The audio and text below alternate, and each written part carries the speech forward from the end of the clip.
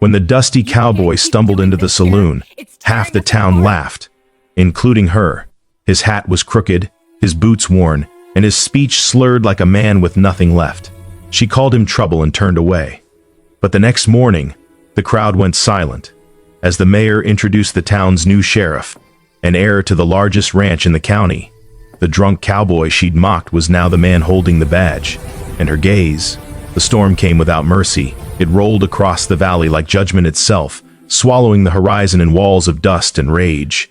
The sky turned the color of old bruises, purple, gray, sickly yellow at the edges, and the wind howled through Red Hollow with a voice that sounded almost human, almost like screaming. Clara Boone stood at the window of her small tailor shop, one hand pressed against the glass, watching the world disappear. The street outside twisted and writhed beneath the storm's fury. Wooden signs tore loose from their hinges. Tumbleweeds the size of wagon wheels rolled past like ghosts fleeing something worse.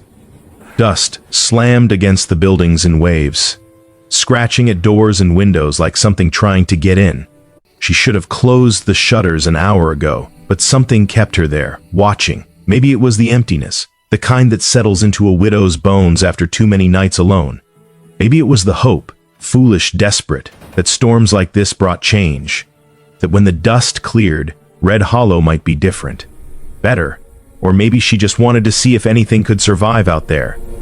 The lamp on her workbench flickered. The flame bent sideways, shivering in the draft that crept through every crack in the walls. Clara pulled her shawl tighter around her shoulders and turned away from the window, back toward the half-finished dress on the table. Mrs. Garrett's wedding gown, due in 3 days. The lace trim still needed stitching, and the hem. Thunder cracked so loud the walls shook. Clara's heart jumped into her throat. She spun back toward the window, pulse hammering, and that's when she saw him. A figure, staggering through the storm like a man drowning in air. At first, she thought it was a trick of the dust, a shadow, a piece of debris caught in the wind. But no, he was real. A man on horseback bent low over the animal's neck, his hat gone, his coat whipping behind him like broken wings. The horse stumbled, head tossing wildly, eyes white with panic. Clara's breath caught. The man slipped, not all at once, just a slow, awful slide to the left, his body tilting like something inside him had finally given up. The horse reared, spooked, and the man hit the ground hard, dust exploding around him in a cloud that swallowed him whole. The horse bolted, and the man didn't move. Clara stood frozen, her mind racing, her hands gripping the edge of the windowsill. She could hear her own breathing, sharp and shallow. Could hear the storm's roar pressing against the glass. Could hear the voice in her head, the same voice that had kept her alive these last 3 years since Thomas died, telling her to stay inside, to lock the door, to let someone else handle it. Men like that were trouble. Men who rode into storms alone were either running from something or too drunk to care. Either way, they weren't her problem. But then the wind shifted, and through the swirling dust, Clara saw his hand, palm up, fingers half-curled, lying in the dirt like a question. She didn't think. She grabbed her shawl, threw open the door, and ran. The storm hit her like a fist. Wind tore at her clothes, her hair ripping the breath from her lungs. Dust filled her mouth, her eyes turning the world into a stinging blur. She couldn't see more than a few feet ahead, couldn't hear anything but the roar. But she knew where he was. She ran toward the place she'd last seen him, one arm raised to shield her face, the other reaching out blindly. Her boot hit something solid. Clara dropped to her knees, hands searching, and found him. Shoulder, arm, chest. He was face down in the dirt, his body heavy and still. She grabbed his coat, pulled, but he was too big, too limp, dead weight. "Come on," she gasped, voice lost in the wind. "Come on. Get up." He didn't move. Clara dug her heels into the ground, wrapped both arms around his chest and pulled with everything she had. Inch by inch, she dragged him toward the porch. Her muscles screamed, her lungs burned, dust caked her lips, her throat, but she didn't stop. She couldn't. The porch steps loomed ahead, 3 wooden slats that might as well have been a mountain. Clara hauled him up 1 step, then another. Her vision swam, her hands slipped, but she didn't let go.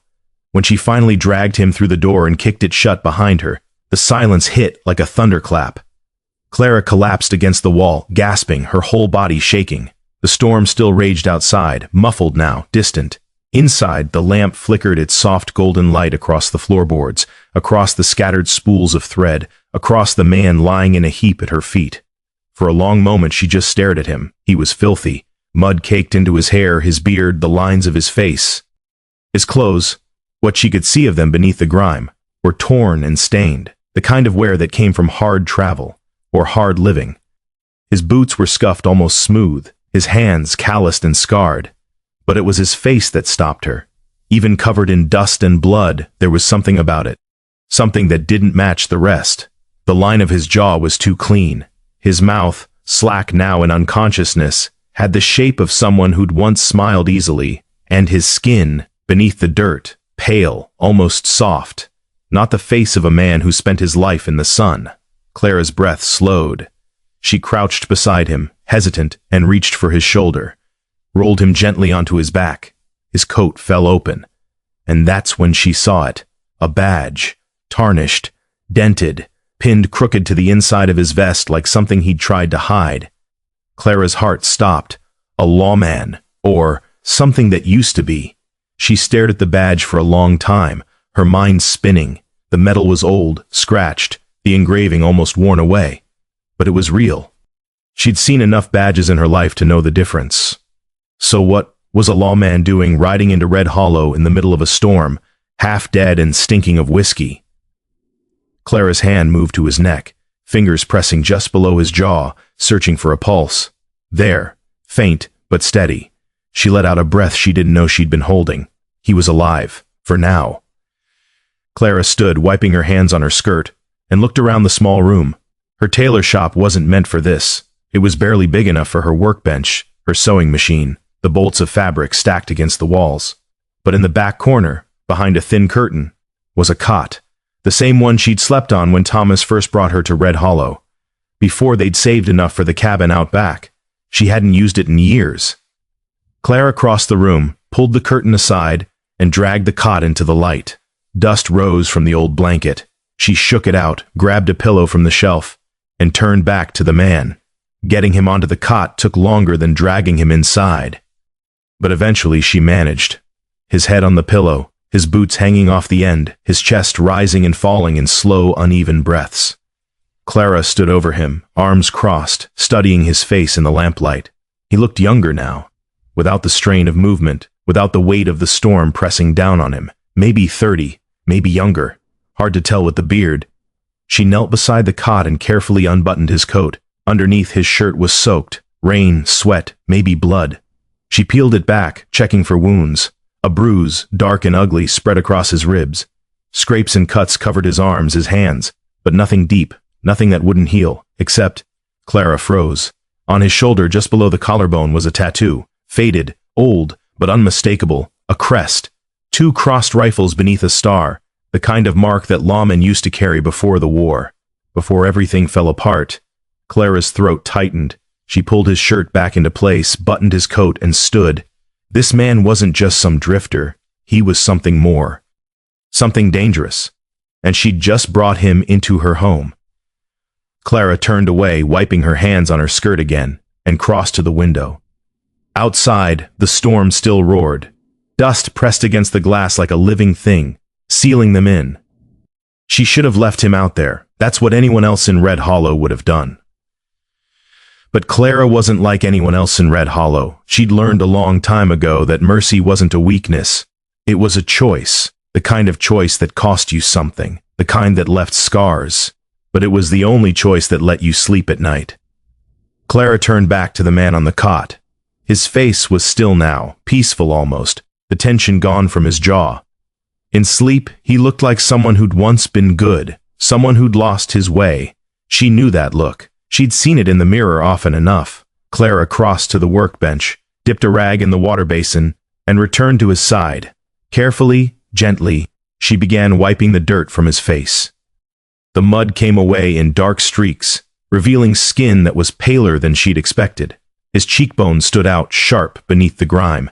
His brow, furrowed even in unconsciousness, carried the weight of something heavy. She worked in silence, the only sound the storm outside, and the soft rasp of the rag against his skin.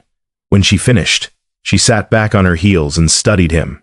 He looked almost human now, almost like someone she might have known in another life. Clara stood, rinsed the rag, and draped it over the edge of the basin. She crossed to the stove, added a log to the fire, and set a pot of water to boil. Coffee would help. When he woke, if he woke, he'd need something warm. She glanced at the window again. The storm showed no signs of stopping, which meant he'd be here through the night. Clara's stomach twisted. She didn't know this man, didn't know what he'd done, where he'd come from, or why he'd ridden into Red Hollow half dead and reeking of whiskey. Didn't know if that badge meant he was still a lawman, or just a man who used to be. She knew this. Red Hollow didn't forgive strangers, and it sure as hell didn't forgive kindness. By morning, everyone would know she'd taken him in. The preacher would visit. The mayor's men would ask questions. The townsfolk would whisper behind her back the way they always did. Clara crossed her arms, hugging herself, and stared at the man on the cot. She should have left him out there, but she hadn't, and now, for better or worse, his fate was tangled up with hers. The storm raged on through the night. Thunder rolled across the valley like artillery fire, shaking the walls, rattling the windows.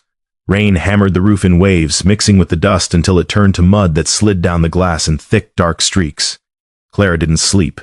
She sat at her workbench, needle in hand, trying to focus on Mrs. Garrett's dress, but her eyes kept drifting to the man on the cot, watching the rise and fall of his chest, listening for any change in his breathing. Around midnight, he stirred. Clara's hands stilled, his head turned slightly on the pillow. His lips moved, forming words she couldn't hear. His brow furrowed, and a low sound, half groan, half sigh, escaped his throat. Clara set down her needle and crossed to his side. "Easy," she whispered, though she wasn't sure he could hear her. "You're safe." His eyes moved beneath his lids, rapid and frantic, like he was dreaming. Or remembering. Clara reached out, hesitant, and placed her hand on his shoulder. "You're safe," she said again, firmer this time. The tension in his body eased. His breathing slowed. And after a moment he stilled again, sinking back into whatever darkness held him. Clara withdrew her hand and returned to the workbench.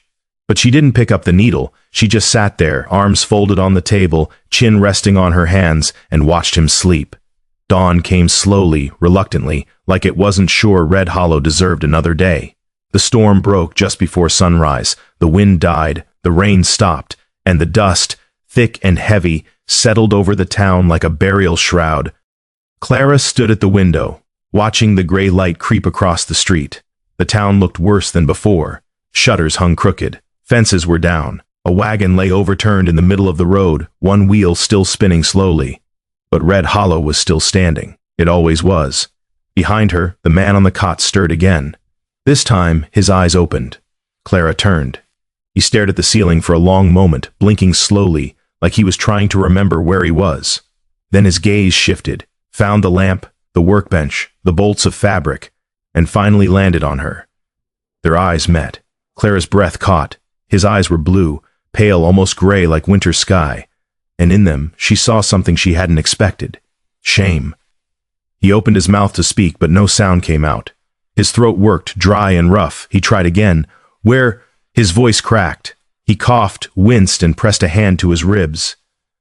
Clara crossed to the water basin, poured a tin cup half full, and brought it to him. "Drink," she said softly. He stared at the cup for a moment, then reached for it with trembling hands. He drank slowly, carefully, his eyes never leaving hers. When he finished, he handed the cup back and closed his eyes. "Thank you," he whispered. Clara set the cup aside and folded her arms. "You rode into town in the middle of a storm," she said, her voice calm but firm. "Fell off your horse right in front of my shop. You're lucky you didn't break your neck." He didn't respond. Just lay there, eyes closed, jaw tight. "What's your name?" Clara asked. Silence. She waited. Finally, he opened his eyes and looked at her. "Don't matter," he said quietly. Clara's mouth thinned. "It matters to me. I dragged you out of a storm. Least you can do is tell me your name." He studied her for a long moment, something unreadable flickering behind his eyes. Then he looked away.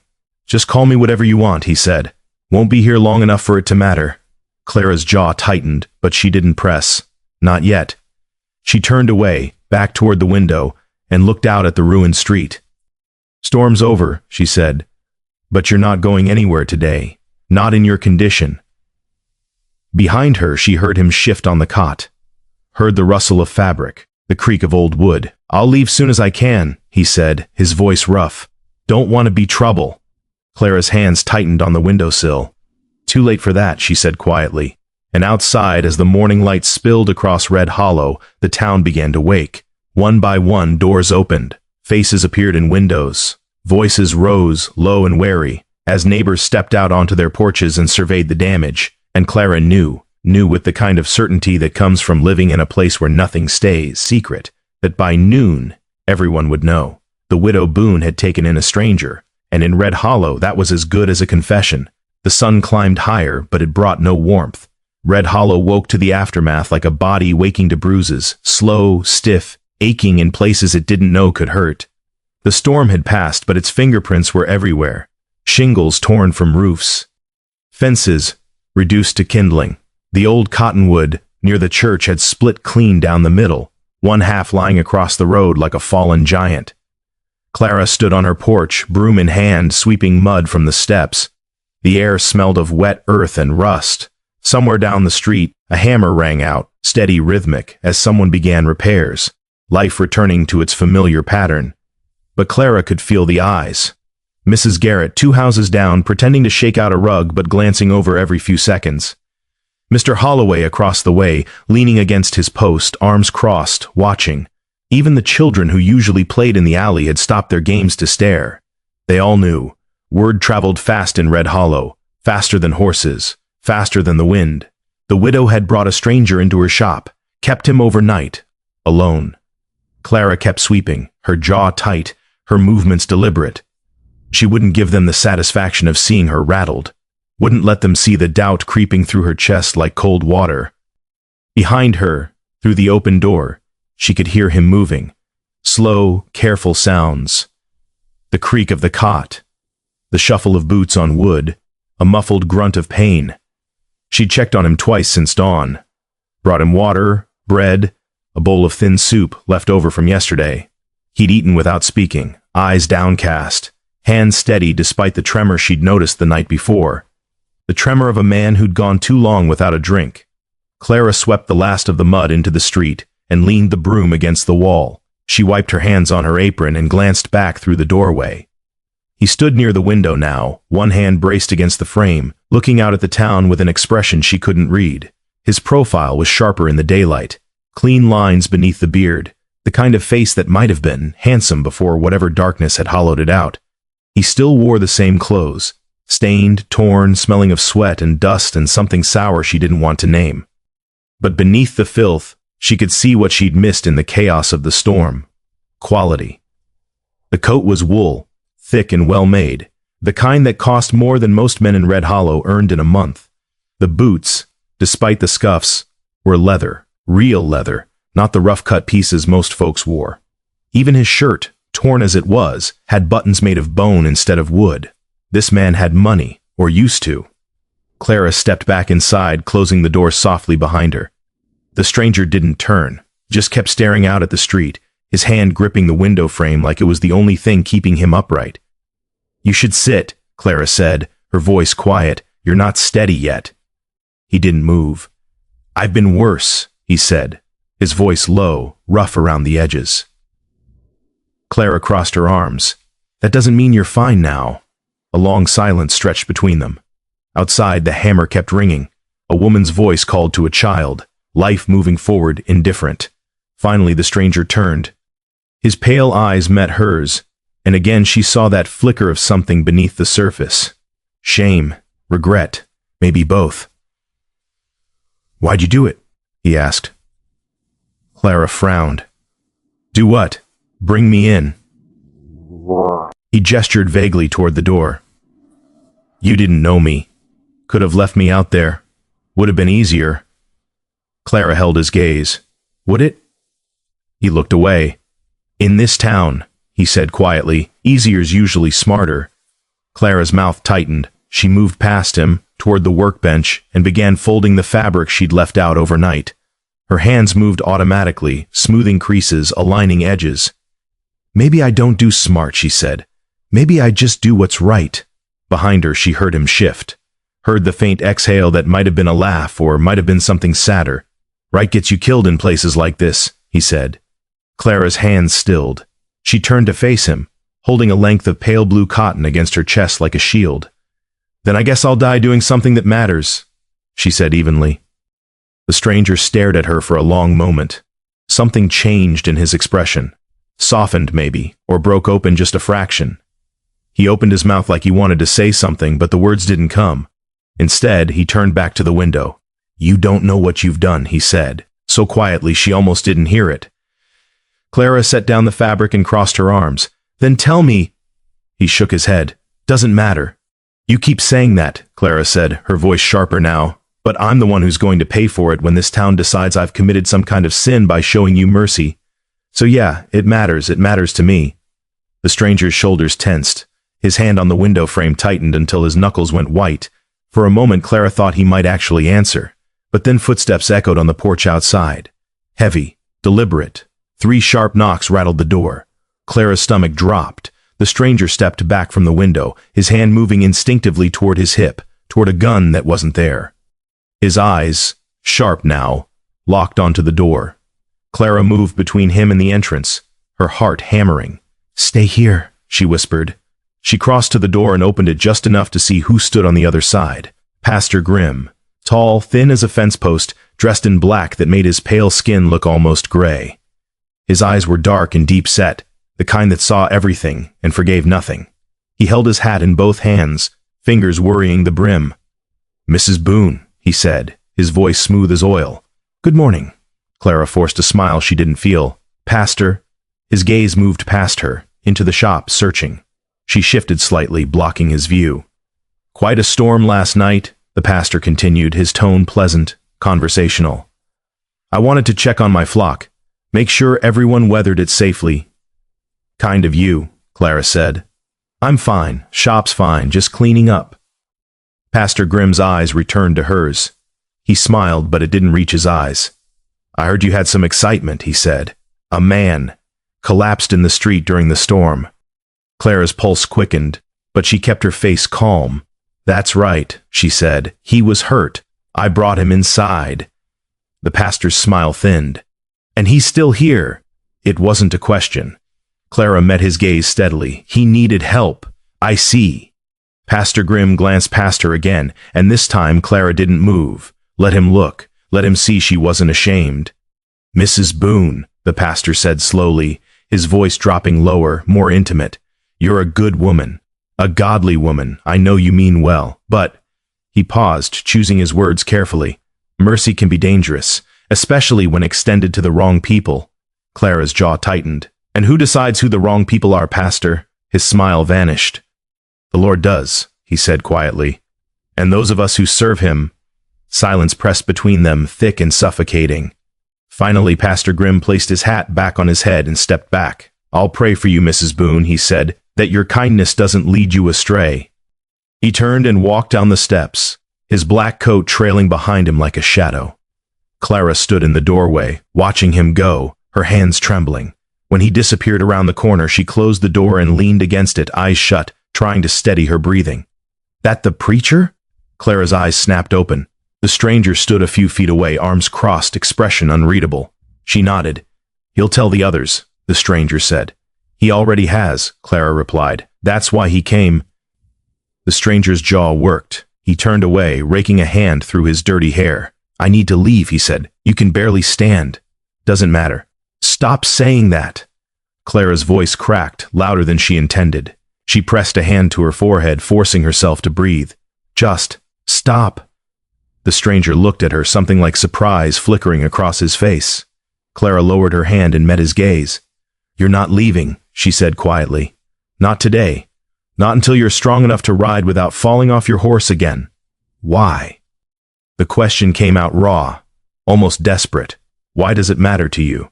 Clara's throat tightened. Because I know what it's like to be alone, she wanted to say. Because I know what it's like when no one reaches out their hand. But instead, she said, because someone has to care. The stranger stared at her, and for the first time since he'd woken, the wall behind his eyes cracked. Just a little, just enough for her to see the person underneath, broken, lost, trying not to drown. He looked away first. "You're going to regret this," he said softly. Clara turned back toward the workbench, picking up her needle and thread. "Maybe," she said, "but at least I'll be able to live with myself." The rest of the morning passed in uneasy silence. Clara worked on Mrs. Garrett's dress, her needle moving in steady, practiced strokes. The stranger sat on the cot, elbows on his knees, staring at the floor. Every so often, she'd catch him glancing toward the door, muscles tensed like an animal ready to bolt. But he didn't leave. Around midday, Clara heated soup on the small stove and ladled 2 bowls. She handed one to the stranger without a word. He took it, their fingers brushing briefly, and she felt the tremor still there, faint but persistent. They ate in silence. When they finished, Clara collected the bowls and moved to wash them in the basin. As she worked, she spoke without turning around. "There's a cabin," she said, "out back. Small. Used to live there with my husband before he—" She paused, swallowing the rest. "It's empty now. You can stay there, out of sight." The stranger said nothing. Clara set the bowls aside and finally turned to face him. "I'm not doing this because I trust you," she said. I don't know you. Don't know what you've done or why you're here. But I know what this town is, and I know what they'll do if you stay here in plain sight." The stranger's expression was unreadable. "So you're hiding me," he said. "I'm giving you a chance," Clara corrected. "What you do with it is up to you." He studied her for a long moment, then nodded slowly. "All right." Clara exhaled, some of the tension leaving her shoulders. "Come on," she said. "I'll show you." The cabin sat at the edge of her property, half hidden by overgrown grass and a stand of scraggly cottonwoods. It was small, 1 room, a narrow cot, a stove that probably hadn't been lit in years. The windows were dirty, the floor covered in dust, but the roof was solid and the walls kept out the wind. The stranger stood in the doorway, looking around with those pale, unreadable eyes. "It's not much," Clara said. "It's more than I deserve," he replied quietly. Clara glanced at him, startled by the honesty in his voice. But before she could respond, he stepped inside and closed the door. She stood there for a moment, staring at the closed door, wondering what she'd just done. Then she turned and walked back to the shop. The afternoon brought visitors. First, Mrs. Garrett, picking up her dress for a final fitting. She said nothing about the stranger, but her eyes kept darting toward the back window, toward the cabin, and her smile was tight. Then Mr. Holloway, asking to borrow thread he didn't need, lingering too long near the door. Then the mayor's son, Jacob, a boy of 19 with his father's arrogance and none of his cunning, who leaned against the doorframe and asked, too casually, if Clara needed help with anything. Any. "Trouble last night?" he asked, his grin sharp. "No trouble," Clara said evenly. Jacob's grin widened. "Heard you took in a stray—" Clara's hands stilled on the fabric she was folding. She looked up, meeting his gaze without flinching. "Heard a lot of things aren't true," she said. Jacob's grin faded. He pushed off the doorframe and straightened, his eyes hardening. "My father says strangers bring bad luck," he said. "Says decent folks ought to be careful who they let under their roof." Clara set down the fabric and crossed her arms. "Your father can say whatever he likes," she replied. "But this is my roof, and I'll decide who stands under it." Jacob's jaw tightened. For a moment, Clara thought he might push further. But then he spat into the dirt and turned away. "Your funeral," he muttered, and walked off. Clara watched him go, her heart pounding, her hands shaking. She closed the door and locked it. That night, Clara brought the stranger a plate of food and a clean shirt, one of Thomas's old ones, folded at the bottom of a trunk for 3 years. He took them without speaking, his eyes shadowed in the dim lamplight. "They'll come asking questions," Clara said, standing in the doorway. "The mayor, maybe his men." The stranger nodded. "I know. What do I tell them?" He looked at her, something unreadable passing over his face. "Tell them the truth," he said. "That you helped a man who needed it. That's all." Clara hesitated. "And if they ask about you?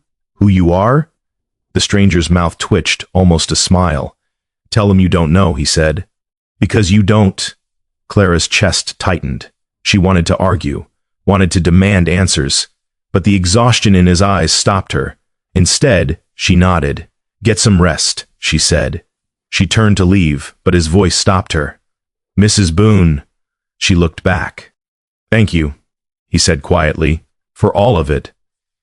Clara swallowed the tightness in her throat. and nodded again. Then she walked back to the shop, through the tall grass silvered by moonlight, and locked herself inside. She sat at the workbench, needle in hand, but didn't sew. Just sat there, listening to the silence, wondering how long it would last. Outside, the stars wheeled slowly overhead, indifferent and cold, and in the town beyond, behind drawn curtains and locked doors, Red Hollow whispered. Morning came soft and golden, the kind of light that made liars out of hard places. The storm season had broken overnight, slipping away like a fever. The air smelled clean, sage, and rain-soaked earth, and the sky stretched blue and endless, unmarked by clouds. Birds returned to the cottonwoods, their songs tentative at first, then bolder, as if testing whether it was safe to hope again. Clara woke before dawn, as she always did, and stood at her window watching the light creep across Red Hollow. The town looked almost beautiful in this hour, almost forgiving. But she knew better. She dressed quickly, pinned her hair, and stepped outside. The grass was wet with dew, soaking the hem of her skirt as she crossed the yard toward the cabin. She carried a tin pot of coffee in one hand, 2 cups hooked on her fingers, and a cloth-wrapped bundle of biscuits under her arm. The cabin door was already open. The stranger sat on the front step, his back against the frame, face turned toward the sunrise. He'd washed, shaved. The beard was gone, revealing a jaw sharper than she'd expected, a mouth that looked like it had forgotten how to smile. The clean shirt, Thomas's shirt, fit him well enough, though it pulled slightly across the shoulders. He looked different, younger, cleaner, more dangerous. Clara stopped a few feet away, suddenly uncertain. In the daylight, without the grime and exhaustion, he looked like someone who didn't belong in a place like this, someone who'd fallen from somewhere higher. He turned his head, and their eyes met. "Morning," he said quietly. Clara nodded and held up the coffee pot. "Thought you might be hungry." Something flickered across his face, surprise maybe, or gratitude too worn to show itself properly. "You didn't have to," he said. "I know." She sat down on the step beside him, leaving a respectful distance between them, and poured coffee into both cups. The steam rose in thin ribbons, vanishing into the cool morning air. She handed him 1 cup and unwrapped the biscuits, setting them on the cloth between them. They sat in silence for a while, drinking coffee, watching the light spread across the valley. It was the stranger who finally spoke. "It's quiet here," he said. Clara glanced at him. "That bother you?" He shook his head slowly. "No, it's just different." "Different from what?" He didn't answer right away, just stared out at the horizon, his jaw working like he was chewing on words he wasn't sure he should swallow. "From noise," he said finally. "Crowds, people shouting, orders, gunfire." He paused. "From not being able to hear yourself think." Clara looked down at her cup, watching the dark surface ripple. "Sounds like you've been running a long time," she said softly. The stranger's hand tightened around his cup. "Yeah," he said. "I guess I have." They fell quiet again. A breeze moved through the grass, carrying the scent of wildflowers Clara hadn't noticed before. Somewhere in the distance, a rooster crowed. "Your husband," the stranger said suddenly. "How long's he been gone?" Clara's throat tightened. She took a slow breath. 3 years, she said. "Give or take. I'm sorry. Don't be." Clara's voice came out sharper than she intended. She softened it. "You didn't know him." "No," the stranger agreed. "But I know what it's like to lose someone." Clara looked at him, studying his profile, the way his shoulders curved inward slightly, like he was protecting something broken inside. "Who'd you lose?" she asked. He was quiet for so long she thought he wouldn't answer. Then, barely above a whisper, "Everyone." Clara's chest ached. She wanted to ask more, but something in his voice, the finality of it, stopped her. Instead, she reached for a biscuit and broke it in half. "Here," she said, offering him the larger piece. He took it, their fingers brushing again, and this time the tremor was gone.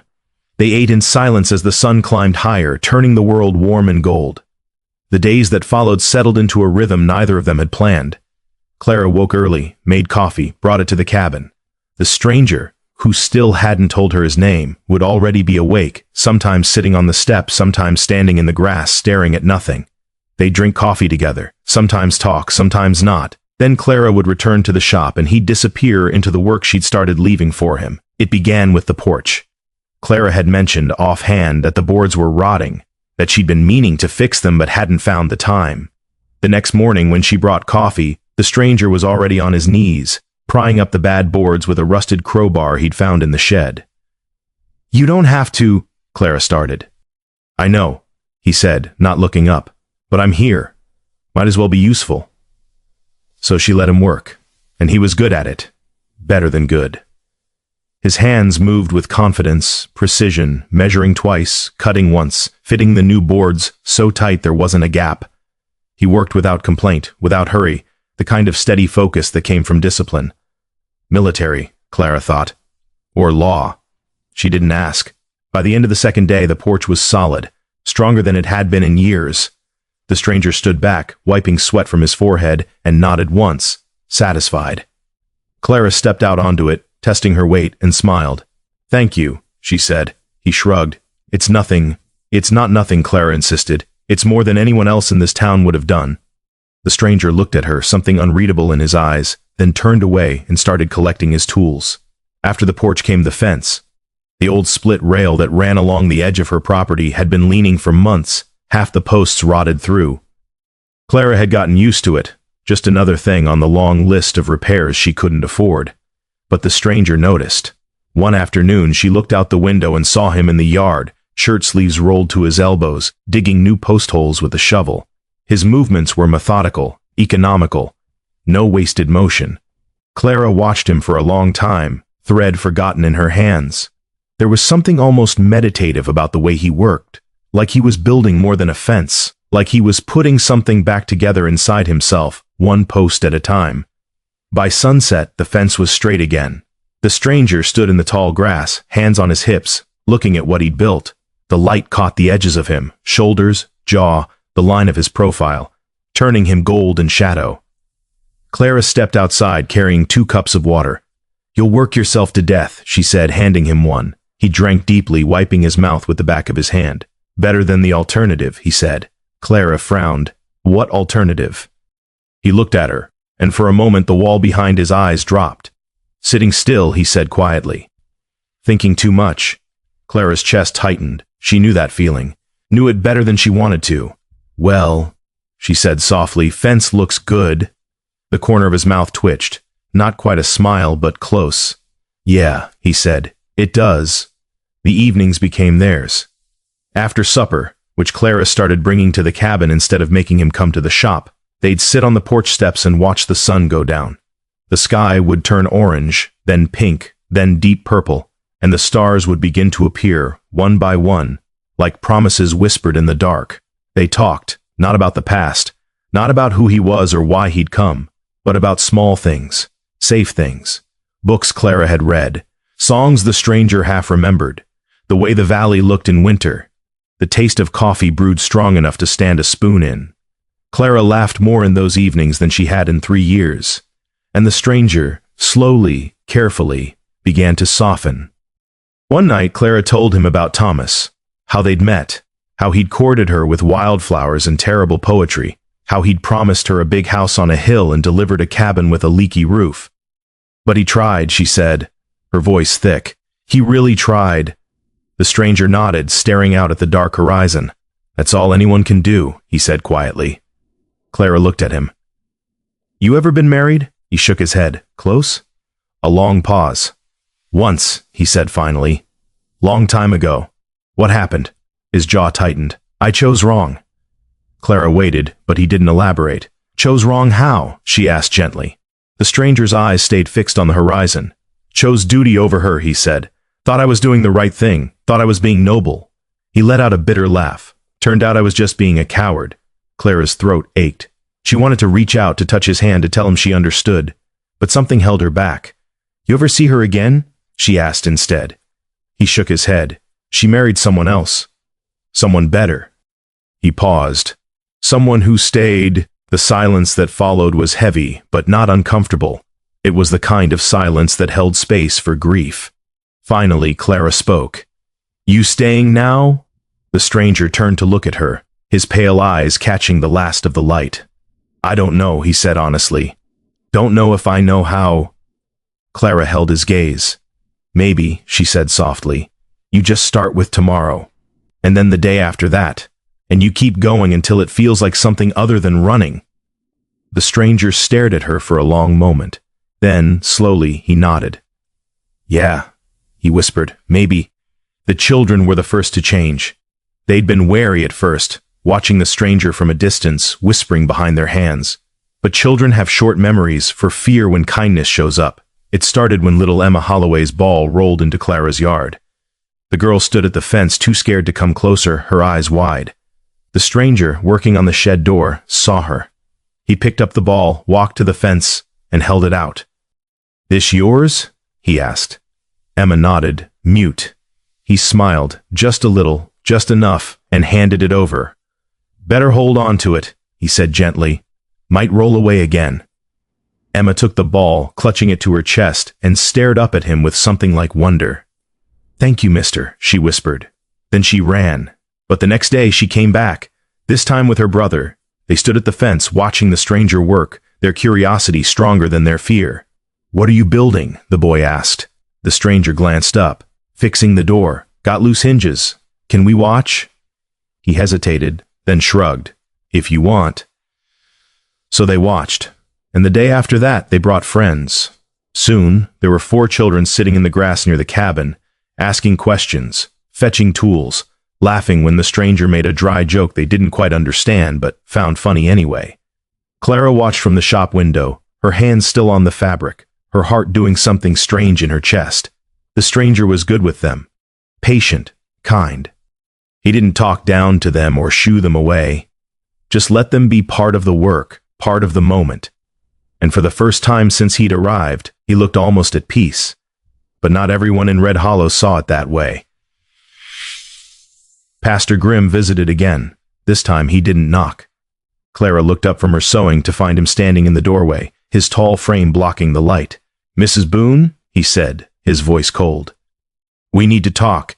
Clara set down her needle carefully. About what? About the man living in your cabin. Clara's stomach tightened, but she kept her face calm. He's helping with repairs. That's all. Pastor Grimm stepped inside, uninvited, his eyes sweeping the room. The children have been spending time with him, he said. Yes, that concerns me. Clara stood, folding her arms. Why? He hasn't done anything wrong. The pastor's eyes narrowed. You don't know that. You don't know anything about him, where he's from, what he's done. He leaned closer. What he might do. Clara's pulse quickened, but she held her ground. I know he's been nothing but kind, she said evenly. I know he's worked harder in 2 weeks than most men in this town work in a year, and I know he hasn't asked for anything in return. Pastor Grimm's mouth thinned. Kindness can be a mask, Mrs. Boone, he said softly. The devil himself was an angel once. Clara's jaw tightened. Then I guess we're all in danger, Pastor, since none of us know who's hiding what. The pastor's eyes flashed. For a moment, Clara thought he might raise his voice, might condemn her outright. But instead, he smiled, a thin, cold thing that didn't reach his eyes. I'll be praying for you, he said, that you see the truth before it's too late. He turned and walked out, his black coat trailing behind him like a curse. Clara stood in the empty shop, her hands shaking, her heart pounding. She crossed to the window and looked out at the cabin. The stranger was sitting on the step, whittling a piece of wood. The children were gone now, called home for supper. He looked small suddenly, alone. Clara pressed her hand against the glass. She didn't know who he was, didn't know what he'd done or why he'd come. But she knew this. He was trying. And in a place like Red Hollow, that was rarer than rain. That night, Clara brought him supper, beans, cornbread, a slice of dried apple. They sat on the step as usual, eating in comfortable silence. When they finished, the stranger set his plate aside and leaned back against the doorframe. Pastor came by again, didn't he? He said quietly. Clara glanced at him, surprised. How'd you know? Saw him leave. He paused. What'd he say? Clara looked down at her hands. That I don't know you, that I'm being foolish. The stranger was quiet for a long time. He's not wrong, he said finally. Clara's head snapped up. What? You don't know me. His voice was low, steady. You've been kind, kinder than I deserve. But he's right. You don't know what I've done. Clara stared at him, her chest tight. Then tell me, she said. He shook his head. Can't. Why not? Because, he said, meeting her eyes. If you knew, you wouldn't let me stay. Clara's breath caught. They sat there, the truth hanging between them like smoke. Finally, Clara spoke, her voice barely above a whisper. I think, she said slowly, that whatever you've done, you're trying to make up for it. And that's enough for me. The stranger's eyes searched hers, disbelief and hope warring in his expression. Why? He asked, his voice breaking slightly. Clara's throat tightened. Because someone has to believe people can change, she said. And if no one does, then what's the point? The stranger stared at her, something raw and broken in his face. Then slowly he nodded. They sat together as the stars came out, and for a little while the weight of the world felt lighter. But in the town beyond, behind locked doors and drawn curtains, Red Hollow watched, and waited, and sharpened its knives. The rider came on a Tuesday, when the sun was high and merciless. Clara was pinning a hem when she heard the hoofbeats. Steady, deliberate, the sound of someone who wasn't in a hurry, but knew exactly where they were going. She looked up from her work, needle poised mid-stitch, and watched through the window as the horse appeared at the end of the street. A gray gelding, well-fed, well-groomed, the kind of horse that costs money. The rider sat tall in the saddle, dressed in a dark suit despite the heat, a wide-brimmed hat shading his face. Even from a distance, Clara could see the glint of something on his chest, a badge. Her heart dropped. The street, busy moments before with the usual traffic of midday, went still. Doors opened, people stepped onto porches. Conversations died mid-sentence. Everyone watched as the rider made his way toward the center of town, toward the mayor's office, his horse's hooves echoing like drumbeats against the packed earth. Clara's hands tightened on the fabric. She set down the dress, smoothed her skirt, and stepped outside. The rider had already dismounted by the time she reached the edge of the street. He stood in front of the mayor's office, one hand resting on his horse's neck, the other adjusting his hat. Even with his back to her, Clara could see the authority in the way he carried himself. Straight-backed, unhurried, unafraid. Mayor Cunningham emerged from his office, his face already arranged into a politician's smile, but Clara saw the tension in his shoulders, the way his eyes darted toward the rider's badge. "Can I help you?" the mayor asked, his voice too loud, too friendly. The rider turned, and Clara's breath stopped. He was younger than she'd expected, maybe 40, maybe less. Clean-shaven, with dark hair going gray at the temples. His face was hard but not cruel, lined with the kind of weariness that came from seeing too much. But it was his eyes that caught her, sharp, clear, the eyes of a man who missed nothing. "Mayor Cunningham?" the rider asked, his voice carrying easily across the street. The mayor's smile tightened. "That's right."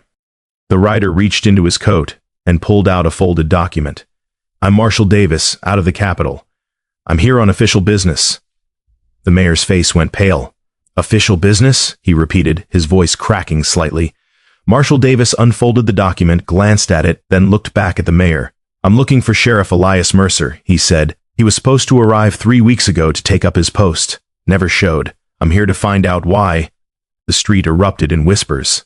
Clara's heart hammered so hard she thought it might break through her ribs. Sheriff. The stranger was supposed to be the sheriff. Mayor Cunningham's face cycled through confusion, panic, then something like calculation. He glanced around at the gathered crowd, licking his lips. We haven't heard anything," he said carefully. "No word. We assumed he'd changed his mind, or that the appointment had been delayed." Marshal Davis's expression didn't change. "The appointment wasn't delayed. Sheriff Mercer left the Capitol 4 weeks ago. He should have been here by now." The mayor spread his hands. "Well, as you can see, Marshal, he's not here. Maybe he got lost. Maybe he's dead," the marshal interrupted, his voice flat. "Or maybe he's here and you don't know it." The mayor's mouth opened and closed like a fish. "Why would we not know our own sheriff?" he managed. Marshal Davis folded the document and tucked it back into his coat. His eyes swept the crowd, lingering on each face, reading them like books. "Because Elias Mercer has a habit of arriving places quietly," the marshal said. "Likes to see what a town's really like before he shows his hand. Likes to know who he's dealing with." The mayor's face flushed. "Are you suggesting—" "I'm suggesting," the marshal said evenly, "that if Sheriff Mercer rode into Red Hollow and saw corruption, he might have decided to wait, watch, gather evidence before making himself known." The silence that followed was absolute. Clara felt the weight of it pressing down on her chest, making it hard to breathe. She thought of the stranger, the badge she'd seen that first night, the tattoo, the way he carried himself when he thought no one was watching. Oh God. Now, Marshall Davis continued, his voice cutting through the silence like a blade.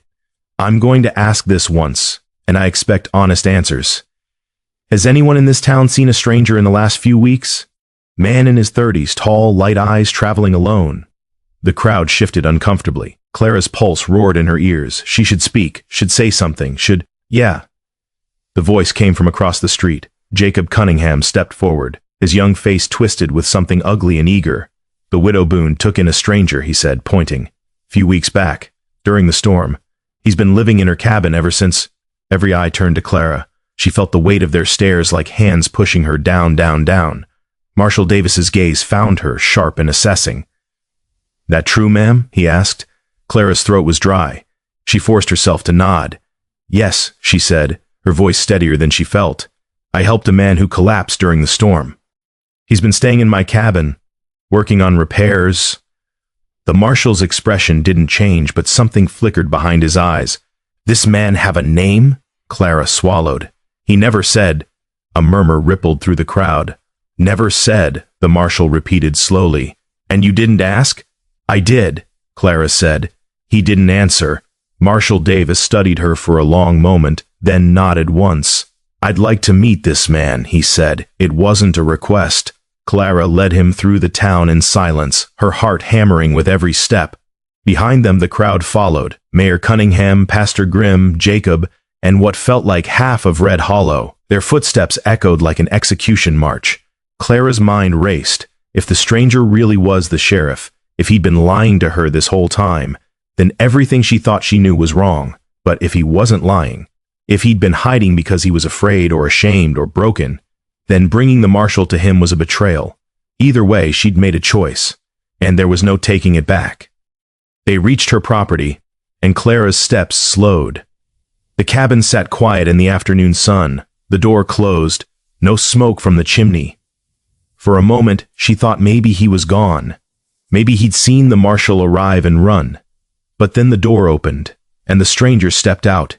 He'd been expecting them. Clara could see it in the way he stood, shoulders back, head high, hands loose at his sides. He'd put on his old coat, the one he'd arrived in, cleaned and mended, and pinned to his chest where everyone could see it, was the badge. Tarnished, dented, but unmistakable. The crowd behind Clara gasped. Marshall Davis stopped walking. His hand moved to his own badge, fingers brushing it like a man confirming something he already knew. Elias, the marshal said quietly. The stranger, no, Sheriff Mercer, nodded once. Davis.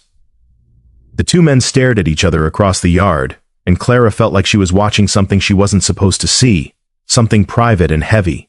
Finally, Marshall Davis stepped forward, closing the distance. You look like hell, he said.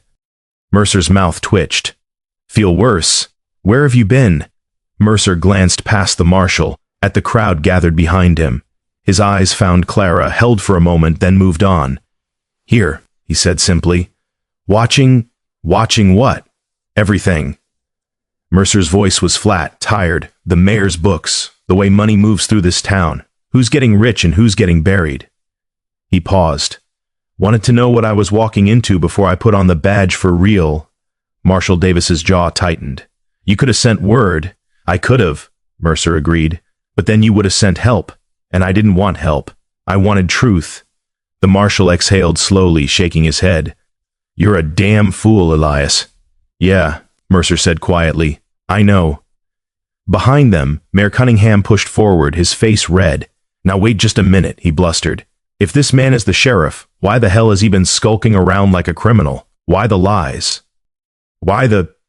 Because I wanted to see who you really were, Mercer interrupted, his voice cutting through the mayor's bluster like a knife. Wanted to see if Red Hollow was worth saving, or if it was just another town rotting from the inside out. The mayor's mouth worked soundlessly. Mercer's eyes swept the crowd, taking in Pastor Grimm's rigid posture, Jacob's sneering face, the way the townsfolk shifted and avoided his gaze. And now I know, he said quietly. Clara's chest tightened. She felt betrayed, Used. Every moment they'd shared, every conversation, every quiet evening, every laugh had been built on a lie. He'd known who he was the whole time. And he'd let her believe he was broken. Let her care for him. Let her risk her reputation and her safety. For what? To play detective? Clara's hands clenched into fists. Mercer's eyes found hers again, and this time they stayed. She saw regret there. Shame. Something that might have been an apology. But it wasn't enough. Clara turned away, pushing through the crowd, ignoring the hands that reached for her, the voices that called her name. She walked back to her shop, stepped inside and closed the door. Then she leaned against it, chest heaving, and tried not to cry. Outside she could hear voices rising, the marshal's questions, Mercer's answers, the mayor's protests. But Clara didn't care. She crossed to her workbench, picked up Mrs. Garrett's dress, and tried to focus on the stitches. But her hands were shaking too hard. The needle slipped. Blood welled on her fingertip, bright and red. Clara stared at it for a long moment, watching it drip onto the pale fabric, staining it. Then she set down the dress, wrapped her finger in cloth, and sat in the growing darkness, alone. The sun was setting by the time someone knocked on her door. Clara didn't answer. The knock came again, softer this time. "Mrs. Boone," Mercer's voice. Clara's jaw tightened. She stayed where she was, staring at the wall. "I know you're angry," he said through the door. "You have every right to be. But I need to explain." "No," Clara said, her voice hard. "You don't." Silence. "Then, please." Something in his voice, the rawness of it, made her stand, against her better judgment, against every instinct telling her to stay put. Clara crossed to the door and opened it. Mercer stood on the porch, hat in hand, his face shadowed in the fading light. The badge was still pinned to his chest, but it looked heavier now, like it weighed more than metal should. "Say what you need to say," Clara said coldly. "Then leave." Mercer nodded slowly. He looked down at his hat, turning it in his hands. "I didn't mean to lie to you," he said quietly. "Not at first. When you pulled me out of that storm, I wasn't in a good place. Hadn't been for a long time. I'd ridden into town planning to do my job, be the sheriff, clean up the corruption. But when I got here and saw what this place really was..." He paused. "I didn't know if I had it in me anymore. To be that man. To wear this badge and mean it." Clara's throat tightened, but she said nothing. "So I waited," Mercer continued. "Told myself I was gathering information, but really I was just hiding, being a coward." He looked up, meeting her eyes. "And then you saved me, brought me in, took care of me, gave me work, gave me a reason to stop drinking myself to death. And for the first time in years, I felt like maybe I could be someone worth saving." Clara's eyes burned. "You used me," she said, her voice breaking. "I know," Mercer said. "And I'm sorry. I'm sorrier than I know how to say. You deserved the truth, deserved to know who I was. But I was afraid that if I told you, you'd look at me the way you're looking at me now. Like I'm not the man you thought I was." "You're not," Clara whispered. Mercer flinched like she'd struck him. "No," he said quietly. "I'm not. I'm worse. I'm a man who let fear turn him into a liar. Who let a good woman risk everything for him because he was too ashamed to be honest." He stepped back, settling his hat on his head. "I'll be staying at the sheriff's office from now on," he said. "Won't trouble you anymore. And I'll make sure the town knows you had nothing to do with any of this. That you were just being kind to a stranger." He turned to leave. "Wait." Clara's voice stopped him. He looked back. She stood in the doorway, arms wrapped around herself, tears streaming down her face. "Was any of it real?" she asked. "The conversations? The evenings? The way you looked at me like I mattered?" Mercer's expression crumpled. "Yes," he said, his voice raw. "God, yes. That was the only real thing I had left." They stood there, the space between them feeling like miles. Finally, Clara nodded. "Good night, Sheriff Mercer," she said, and she closed the door. Mercer stood on the porch for a long time, staring at the closed door, his hat clutched in his hands. Then he turned and walked away, into the gathering dark. Behind him, lamplight flickered in Clara's window, warm and golden and impossibly far away, and in the town beyond, Red Hollow whispered its judgment, sharp as broken glass. The truth was out, and nothing would ever be the same. The night Clara's shop was destroyed, she wasn't there to see it happen. She'd been at Mrs. Garrett's house, delivering the wedding dress, finally finished, despite the blood stain she'd scrubbed at for an hour before giving up and cutting a new panel. Mrs. Garrett had taken the dress with barely a word, her eyes cold, her smile absent. She'd paid Clara half of what they'd agreed on. "Times are hard," Mrs. Garrett had said, closing the door before Clara could protest. Clara had stood on that porch, clutching the meager coins, feeling the weight of what her kindness had cost her. By the time she walked home, the moon was high and the streets were empty. She smelled the smoke before she saw it, sharp, acrid, the kind that comes from burning fabric and wood and everything you've worked for. Clara's heart stopped. She ran. Her shop came into view, or what was left of it. Flames licked at the windows, orange and hungry, consuming the interior. Smoke poured through gaps in the walls, rising into the night sky like accusations. Clara's legs gave out. She fell to her knees in the street, watching everything burn. Her workbench, her sewing machine, the one Thomas had saved 2 years to buy her. The bolts of fabric she'd been collecting for months, the dresses half finished, the orders she'd promised to fill, all of it, gone. She didn't scream, didn't cry, just knelt there in the dirt, watching the flames turn her life to ash. Footsteps pounded behind her. "Fire! Someone get water!" Voices shouted, doors slammed, but it was too late. Everyone knew it. The shop was already gone.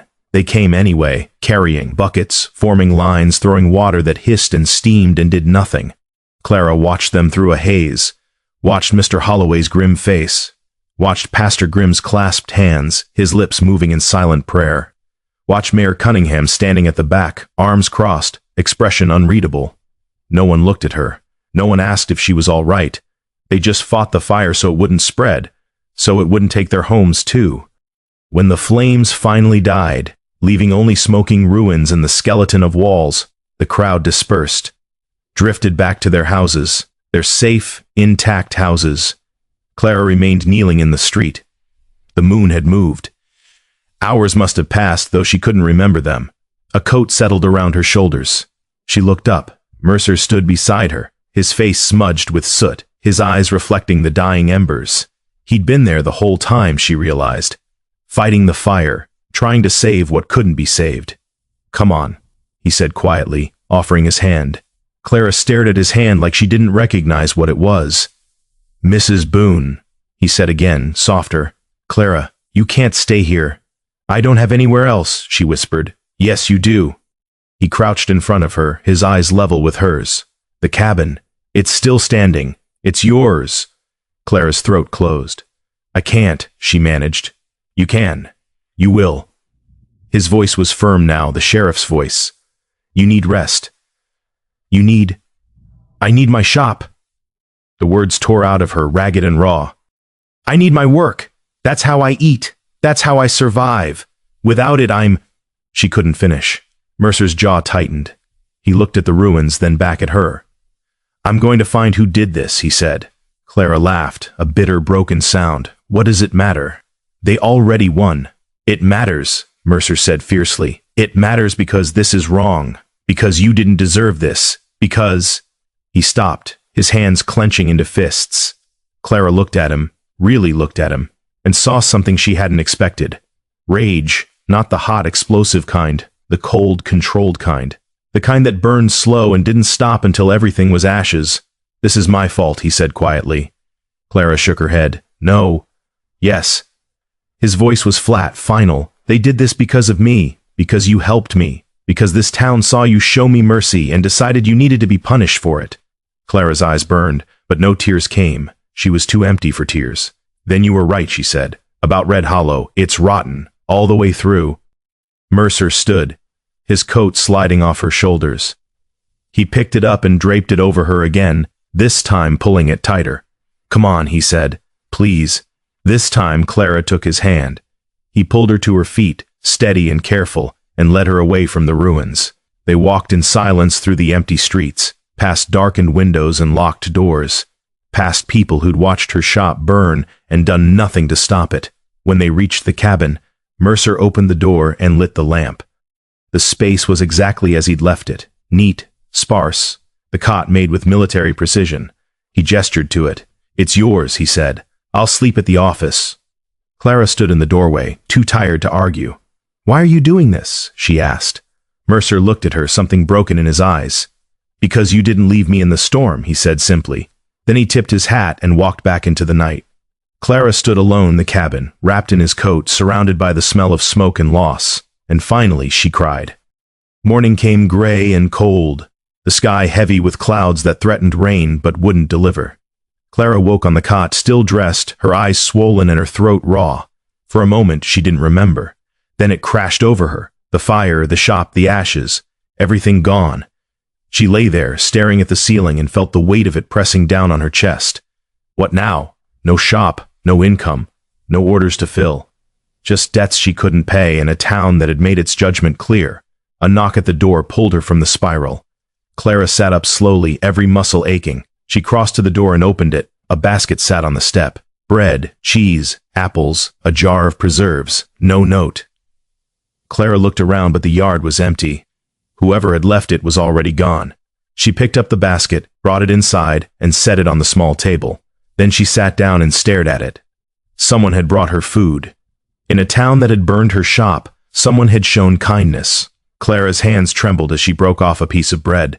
It tasted like hope. The days that followed were the hardest of Clara's life. She tried to salvage what she could from the shop, nails, hinges, anything metal that hadn't melted. But most of it was worthless. The fabric was ash, the wood was charred, the sewing machine was a twisted skeleton of metal and melted gears. She stood in the ruins, soot staining her hands and dress, and felt the full weight of starting over. She couldn't, not here, not in Red Hollow, but she had nowhere else to go. Mercer came by every day. He didn't say much, just checked on her, brought water from the well, fixed the cabin's door when the hinge broke, restocked the firewood without being asked. Clara didn't thank him. She didn't have the energy. But she noticed. One afternoon he arrived with lumber, new boards, unstained and smooth. "What's this?" Clara asked, stepping out onto the porch. "For rebuilding," Mercer said, unloading the wood from a wagon. Clara stared at him. "I can't afford that. You're not paying for it. I don't take charity." Mercer set down a board and turned to face her, his expression hard. "It's not charity," he said. "It's justice. You lost your livelihood because of corruption in this town. Because people would rather burn down a good woman's shop than face their own rot. So yeah, I'm buying lumber. And I'm going to help you rebuild. And you're going to let me. Because this isn't about pride, Clara. It's about what's right." Clara's throat tightened.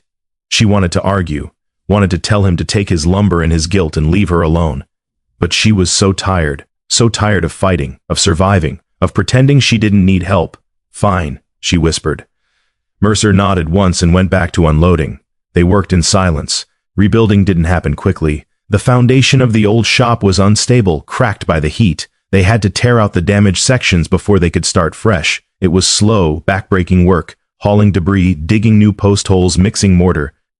Clara had never built anything before. Her hands blistered, her back ached. But she kept working. Mercer worked beside her, his movements efficient and sure. He measured twice, cut once, his face set in concentration. Sometimes, when he thought she wasn't looking, Clara saw him pause, saw his hands shake slightly before he clenched them into fists and continued. He was still fighting his own demons, still trying to stay sober. One evening, as the sun set and they packed up the tools, Clara found a bottle hidden beneath a pile of scrap wood. Whiskey, still sealed. Her chest tightened. She picked it up, walked over to where Mercer was washing his hands in a bucket and held it out. He froze. "I found this," Clara said quietly. Mercer stared at the bottle, his jaw working. "It's not mine," he said. "I know." Clara's voice was soft. "But I also know you see it every time you walk past the saloon. Every time someone opens a door and the smell drifts out. Every time you're alone with your thoughts." Mercer's hands clenched on the edge of the bucket. "So what do you want me to do?" he asked, his voice rough. "Pretend it doesn't call to me? Pretend I'm strong enough not to want it?" "No," Clara said. "I want you to know that wanting it doesn't make you weak. Giving in does." She walked to the edge of the property, raised the bottle, and threw it. It arced through the air and shattered against a rock, amber liquid splashing across the dirt. Mercer stared at the shattered glass, his chest rising and falling. Then, slowly, his shoulders sagged. "Thank you," he whispered. Clara nodded and walked back to the cabin. Behind her, she heard him let out a shaky breath. The town continued its judgment. Every time Clara walked through Red Hollow, she felt the stares. heard the whispers, saw doors close as she approached. The preacher crossed the street to avoid her. Mrs. Garrett wouldn't meet her eyes. Even the children who'd once waved now turned away, herded by parents who'd decided Clara was dangerous. Only one person defied the silence: Emma Holloway. The little girl appeared at the cabin one afternoon, clutching a handful of wildflowers. "These are for you," she said shyly, holding them out. Clara's eyes burned. She knelt down, taking the flowers gently. "Thank you, Emma," she said, her voice thick. Emma smiled. Then she leaned close and whispered, "My mama says you're brave. She won't say it where Papa can hear, but she told me—" Clara's breath caught. Emma kissed her cheek quickly, then ran off before anyone could see. Clara stood there, holding the wildflowers, feeling something crack open in her chest. Not everyone was lost. Not everyone had turned away. It was enough to keep going. The mill fire started 3 weeks after Clara's shop burned. It was late afternoon when the alarm bell rang. Desperate, clanging, echoing across the valley. Clara was at the cabin, organizing salvage tools when she heard it. She ran outside and saw the smoke, thick and black, rising from the old mill at the edge of town. People were already running, shouting, forming bucket lines. Clara grabbed a bucket and ran. By the time she reached the mill, the fire was already out of control. Flames roared through the old wooden structure, consuming it faster than anyone could stop. Heat rolled off it in waves, forcing the crowd back. "There's people inside," someone shouted. Clara's heart stopped. Who? 3 workers. They were doing late repairs. The crowd surged forward, but the heat drove them back. And then Mercer was there. He pushed through the crowd, coat already off, his face set in grim determination. "Sheriff, you can't—" Mayor Cunningham grabbed his arm. Mercer shook him off. "Get water ready. When I bring them out, they'll need it. You'll die in there." Mercer looked at the mayor, his pale eyes hard as winter. "Then I'll die doing my job," he said, and he ran into the flames. Clara's scream was lost in the roar of the fire. The seconds stretched into eternity. The crowd stood frozen, watching the burning building, waiting. Smoke poured from the windows. Flames licked higher. The roof groaned, threatening to collapse. "He's not coming out," someone whispered. Clara's hands clenched so hard, her nails drew blood. "Come on," she breathed. "Come on, come on." A figure appeared in the doorway. Mercer. He carried a man over his shoulder, stumbling, his clothes smoking. He made it 3 steps before collapsing to his knees. Hands reached for him, pulling the injured man away, dragging Mercer back from the heat. "There's 2 more," Mercer gasped, coughing. "I have to—" "You can't," someone shouted, but Mercer was already getting up, already turning back toward the inferno. Clara didn't think. She ran forward and grabbed his arm. "Stop!" she shouted over the roar. "You'll die!" Mercer looked at her, his face blackened with soot, his eyes red from smoke. "I have to try," he said. "Why?" Clara's voice broke. "Why does it have to be you?" Mercer's expression crumpled. "Because I couldn't save them before," he whispered. "The ones I lost, the ones I failed. I can't fail again." Clara's eyes burned. She looked at the mill, at the flames, at the collapsing structure, and knew he wouldn't make it. But she also knew he'd never forgive himself if he didn't try. She released his arm. "Then go," she said. "But you come back. You hear me? You come back." Mercer held her gaze for 1 heartbeat. Then he turned and ran back into the fire. The mill collapsed 17 seconds later. The roof caved in with a sound like thunder, sending up a shower of sparks and ash. The walls buckled. The flames roared higher, fed by fresh air. Clara screamed. The crowd surged forward, but it was too late. The building was gone, and Mercer was inside. Clara fell to her knees, her vision blurring with tears and smoke. He was gone. He'd run into the fire to save people who probably hated him, in a town that had never wanted him, and he was movement. Through the smoke and flames, a figure stumbled. No, 2 figures. Mercer emerged from the ruins, supporting another man, both of them on fire. They collapsed 10 feet from the building, and the crowd rushed in, beating out flames, dragging them to safety, shouting for water. Clara ran. She fell to her knees beside Mercer, her hands hovering over him, afraid to touch, afraid she'd hurt him worse. "Elias," she gasped. "Elias, can you hear me?" His eyes opened, barely. "The 3rd man," he rasped. "Dead," someone said quietly. "He was already gone when you got to him." Mercer's face twisted with pain and grief. "I tried," he whispered. "I tried." "I know," Clara said, tears streaming down her face. "I know. You did everything you could. Mercer's hand found hers, gripping weakly. I'm sorry, he breathed. For all of it, for lying, for... Stop, Clara said fiercely. Just stop. You're alive. That's what matters. His eyes held hers, and in them she saw everything he'd never said. The regret, the hope, the desperate need to be worth saving. Clara, he whispered, and then his eyes closed. The doctor worked through the night. Mercer had burns on his arms, his back, his neck, smoke inhalation, 3 broken ribs from falling debris. The doctor said it was a miracle he'd survived at all. Clara sat outside the sheriff's office where they'd moved him and waited. Dawn came slowly, painting the sky in shades of gold and pink. The door opened. The doctor stepped out, wiping his hands on a cloth. He'll live, he said quietly. But it'll be a long recovery. Clara's breath left her in a rush. Can I see him? The doctor hesitated, then nodded. He's sleeping. But yes. Clara stood and walked inside. Mercer lay on a cot in the corner, his chest wrapped in bandages, his face pale beneath the soot they hadn't yet cleaned away. He looked smaller somehow, vulnerable, human. Clara pulled a chair close and sat down. She reached out hesitant and took his hand. You're an idiot, she whispered. A brave, stupid, wonderful idiot. Mercer's fingers twitched against hers, and Clara stayed. As the sun rose over Red Hollow, turning the ashes gold, she stayed.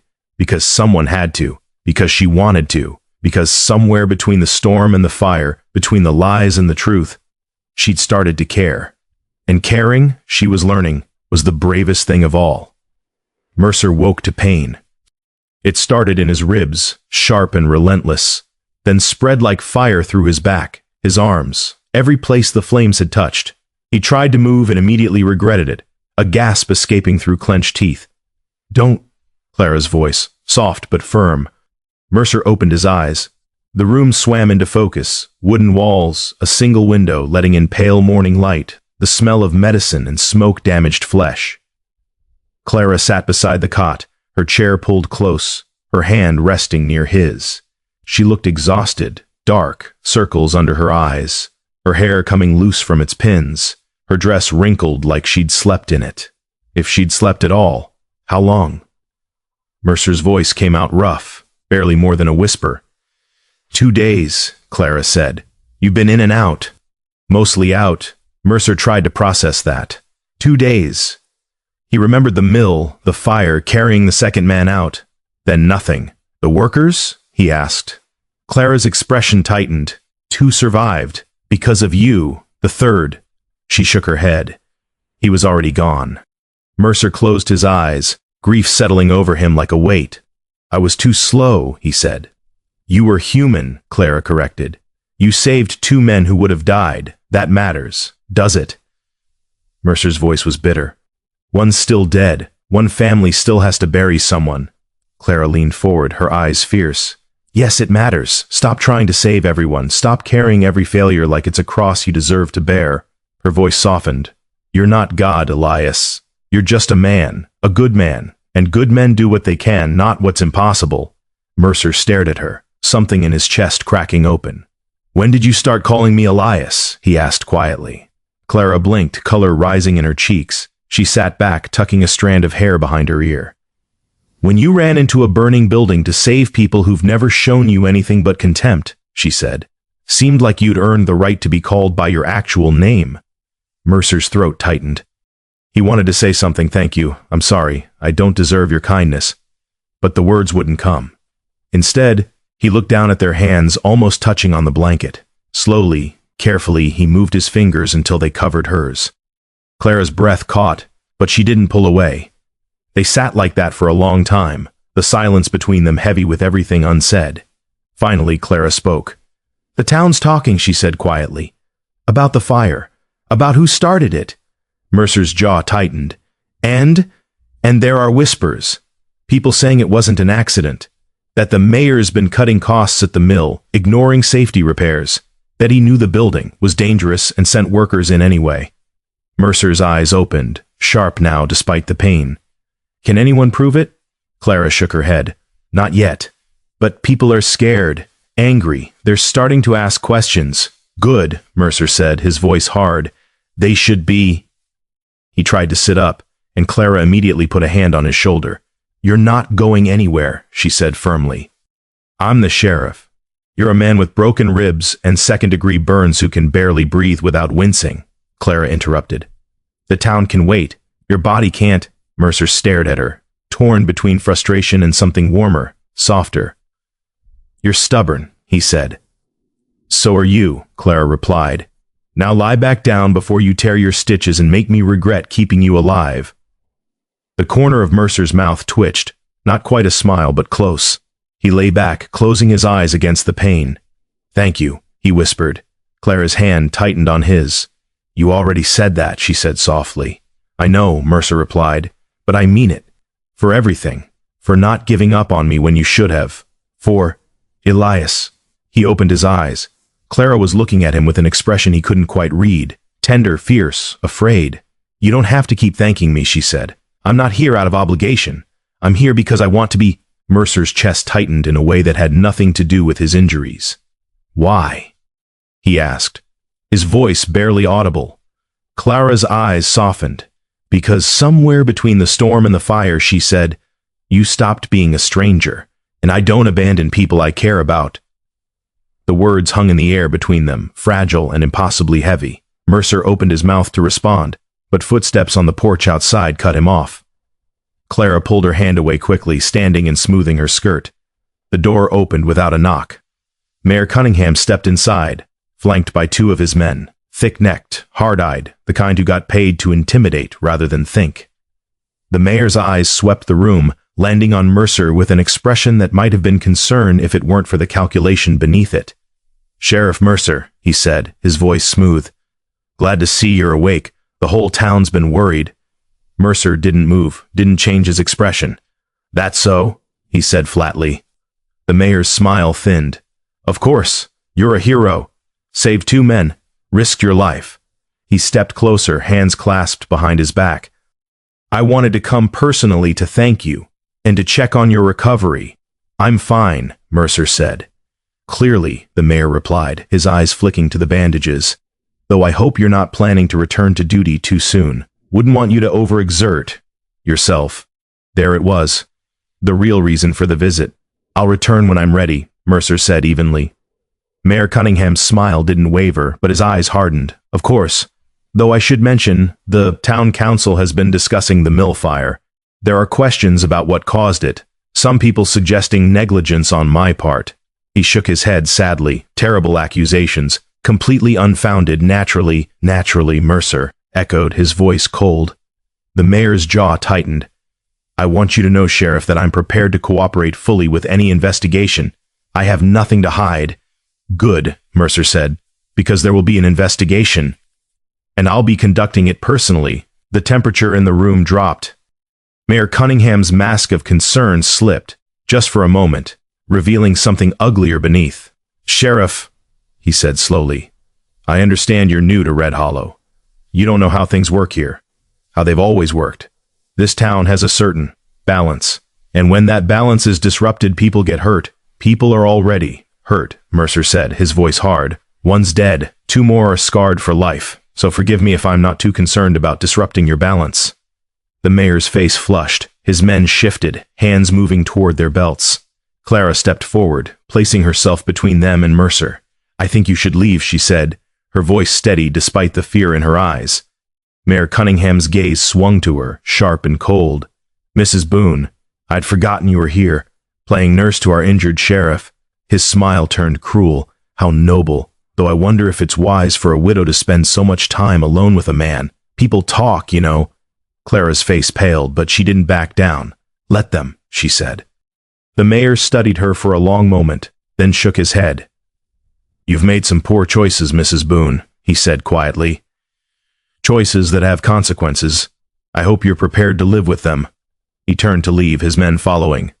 At the door, he paused and looked back at Mercer. "Rest well, Sheriff," he said. "You're going to need your strength."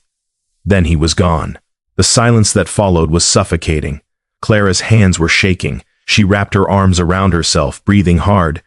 "He threatened you," Mercer said, his voice low and dangerous. "He threatened both of us," Clara corrected. Mercer tried to sit up again, ignoring the pain screaming through his body. Clara, you need to leave Red Hollow. Tonight, before— No. The word was sharp, final. Mercer stared at her. You heard him. He's going to— I don't care, Clara said fiercely. I'm not running. Not from him. Not from this town. I've lost my shop, my livelihood, my reputation. I don't have anything left to lose. You have your life, Mercer said desperately. And what kind of life is it if I spend it running? Clara's eyes burned. If I let men like him win because I was too afraid to stand my ground? Mercer's hands clenched into fists. Then I'll protect you, he said. You can barely stand. I'll heal. And in the meantime, Clara shook her head. No, Elias. We do this together. Or not at all.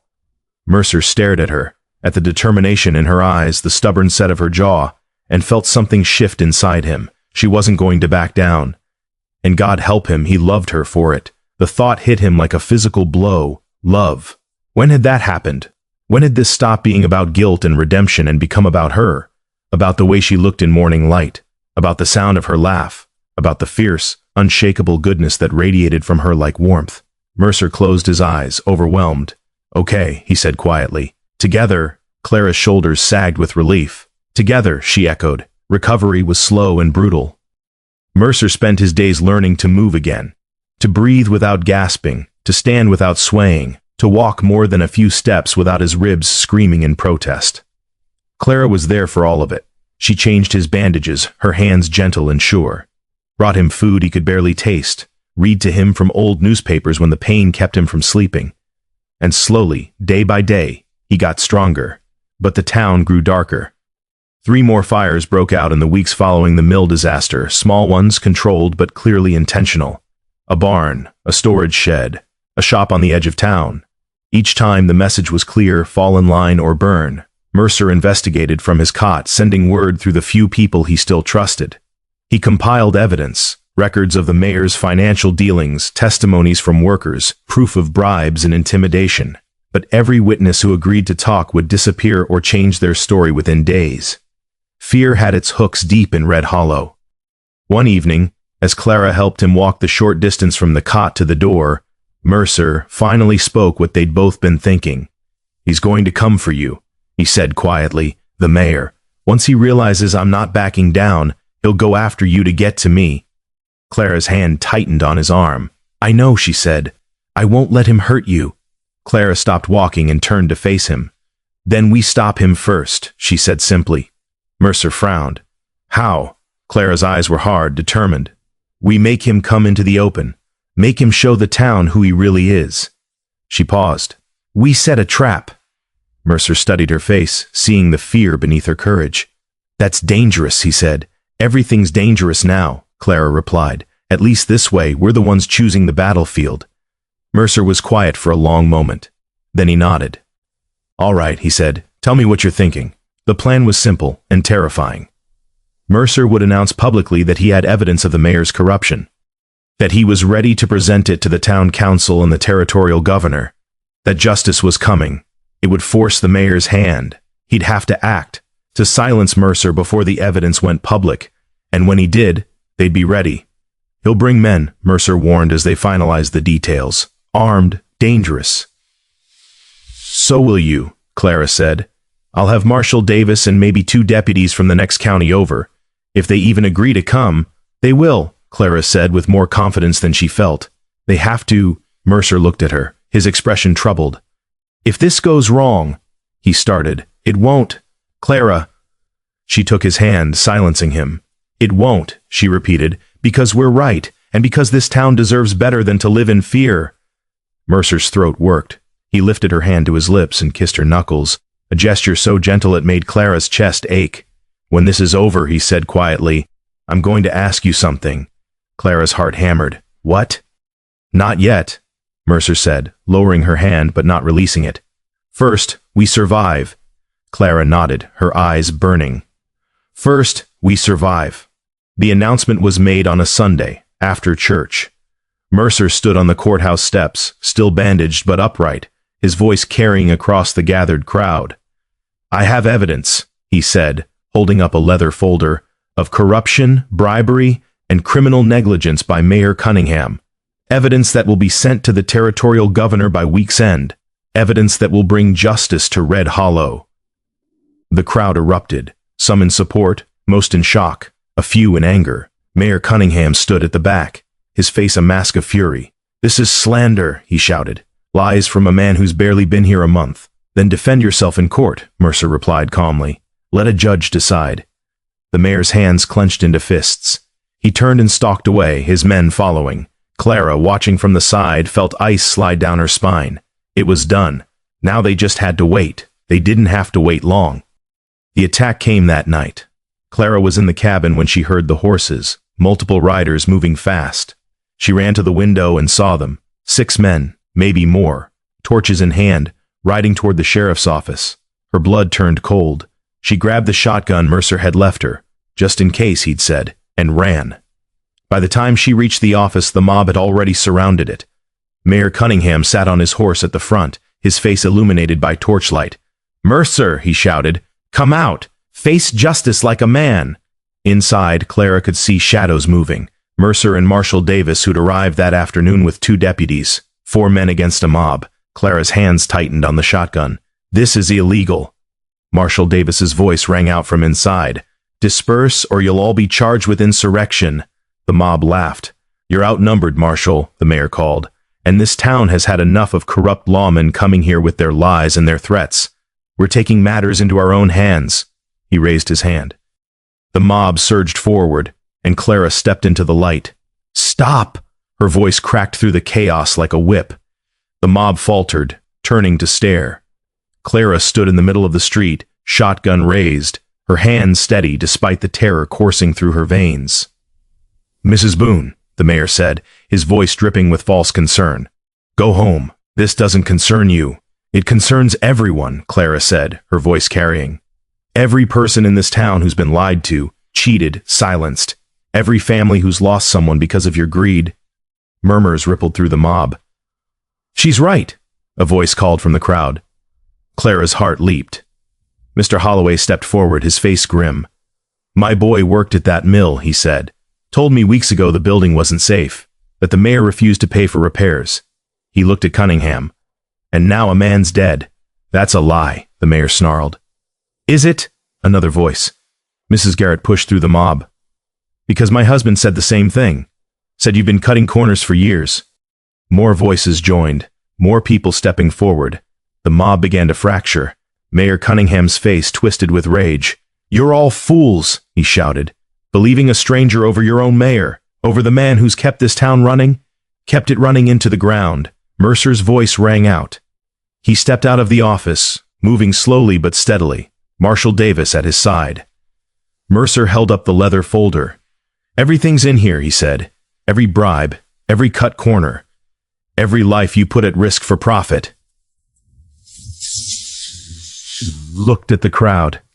"And it's all going to the governor. Tonight?" The mayor's hand moved to his gun. "Over my dead body," he snarled. "Or yours," Mercer replied calmly. The street went silent. For one terrible moment, Clara thought the mayor would draw, thought blood would spill on the street she'd walked her whole married life. But then Marshal Davis stepped forward, his own weapon drawn. "Mayor Cunningham," he said formally, "you're under arrest for corruption, bribery, and criminal negligence. Surrender your weapon." The mayor looked around at the crowd, at the faces that had once followed him blindly, now watching with suspicion and anger. He was alone. Slowly, his hand moved away from his gun. He dismounted, his movements stiff, and held out his wrists.